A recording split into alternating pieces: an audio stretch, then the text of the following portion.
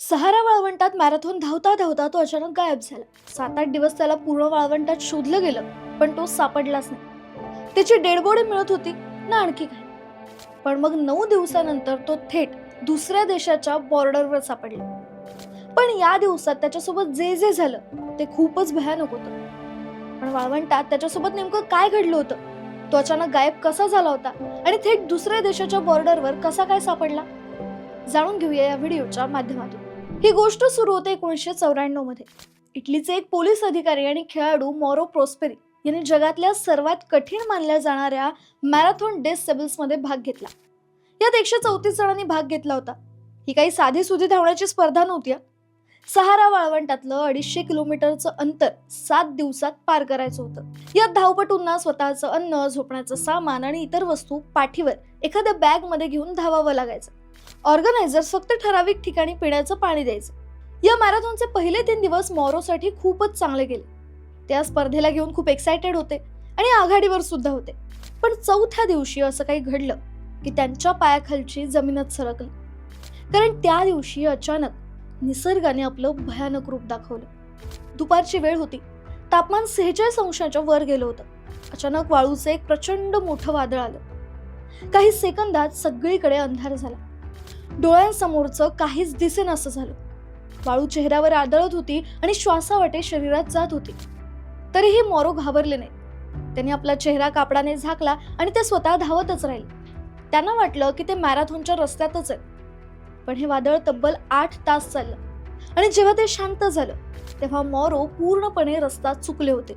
त्यांच्या आजूबाजूला एकही धावपटू नव्हता. कुठला पाण्याचा साठा सुद्धा दिसत नव्हता. आता त्यांच्याकडे सुद्धा फक्त अर्धा लिटर पाणी उरलं होतं. मग अशा परिस्थितीत एखाद्या माणसाने पुढचा विचार करून आधीच हार मानली असती. पण मॉरो यांनी त्याही परिस्थितीत पुढे चालत जायचं ठरवलं.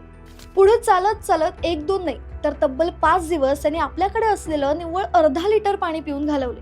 पण 5व्या दिवशी त्यांच्याकडे असलेलं पाणी संपलं. तहान इतकी वाढली होती की डिहायड्रेशनमुळे त्यांच्या शरीरातला ओलावा पूर्णपणे निघून गेला होता.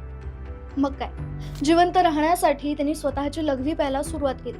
पुढे वाळवंटात त्यांना एक जुनी पडकी इमारत दिसली जी एखाद्या दर्ग्याप्रमाणे होती. त्यांना वाटलं की इथे एखादा माणूस किंवा कोणीतरी त्यांना भेटेलच.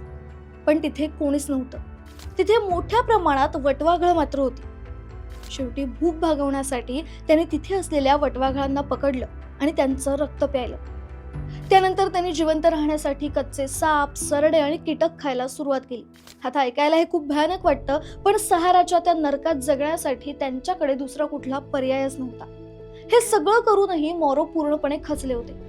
त्यांना वाटलं की आता आपण काही जास्त काळ जगू शकत नाही. त्यांना आपल्या फॅमिलीची आठवण येत होती. पण त्यांनी ठरवलं की तडफडून मरण्यापेक्षा स्वतःहून मरावं. मग त्यांनी फॅमिलीसाठी एक चिठ्ठी लिहिली आणि आपल्या मनगटाची नस कापून टाकली. त्यांना वाटलं की आता आपलं मरण नक्की आहे. पण नियतीला काहीतरी वेगळंच मान्य होतं. सकाळी जेव्हा त्यांचे डोळे उघडले तेव्हा ते थक्क झाले. शरीरात पाणी नसल्यामुळे त्यांचं रक्त इतकं घट्ट झालं होतं की ते जखमेतून बाहेर आलंच नाही आणि त्यामुळे ते मेले नाहीतच, पण त्यांच्या हाताला ती जखम मात्र झाली. त्या क्षणी मॉरो यांना समजलं की जर मृत्यू मला स्वीकारत नाहीये तर मला जगलंच पाहिजे. पुन्हा एकदा जिद्द एकवटून मॉरो चालू लागले. ते दिवसा आणि संध्याकाळी चालायचे आणि रात्री शरीरातली गरमी तशीच राहावी म्हणून वाळूत स्वतःला गाडून घ्यायचे. असं करत करत अखेर 9व्या दिवशी त्यांना दूरवर काही शेळ्या दिसल्या. सोबतच एक लहान मुलगी दिसली. इतक्या दिवसानंतर ते एक माणूस बघत होते. त्यांना जरा बरं वाटलं. ते त्या मुलीजवळ मदत मागण्यासाठी गेले, पण ती मुलगी त्यांना घाबरून तिथून पळून गेली. त्यानंतर ते तिथून निघण्याच्या तयारीतच होते. इतक्यात ती मुलगी तिच्या आजीला घेऊन आली. त्यानंतर मॉरो यांना गावात नेण्यात आलं.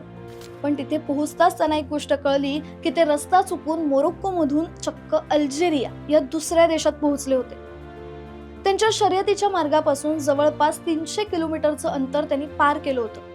त्यांचं वजन 15 किलोने कमी झालं होतं. डोळे आत गेले होते आणि शरीर म्हणजे फक्त हाडांचा सांगाडा चुकला होता. त्यानंतर त्यांना त्यांच्या घरी पोहोचवण्यात आलं. डॉक्टरांकडे गेल्यावर कळलं की त्यांच्या अवयवांचं प्रचंड नुकसान झालंय. त्यानंतर त्यांच्यावर योग्य ते उपचार झाले आणि आजही ते 70 वर्षांचे आहेत आणि अगदी तंदुरुस्त आहेत. आता इंटरेस्टिंग गोष्ट अशी की ज्या सहारामध्ये त्यांच्यासोबत इतकं काही घडलं, अक्षरशः ते मृत्यूच्या दाढेतून बाहेर आले, त्या सहाराबद्दल मॉरो यांच्या मनात अजिबात द्वेष नाही. उलट त्यानंतर त्यांनी 6 वेळा त्याच मॅरेथॉनमध्ये भाग घेतला. ते म्हणतात की ज्या सहाराने माझा जीव घ्यायचा प्रयत्न केला त्याच सहाराने मला जीवनाचा खरा अर्थ शिकवला. मोरो यांची गोष्ट आपल्याला शिकवते की आयुष्यात कितीही मोठं संकट आलं, समोर मृत्यू जरी उभा असला तरी जोपर्यंत तुमचं मन हार मानत नाही तोपर्यंत कोणीही तुम्हाला हरवू शकत नाही. मोरो प्रॉस्पेरी यांची ही गोष्ट तुम्हाला कशी वाटली मला कमेंट करून नक्की सांगा.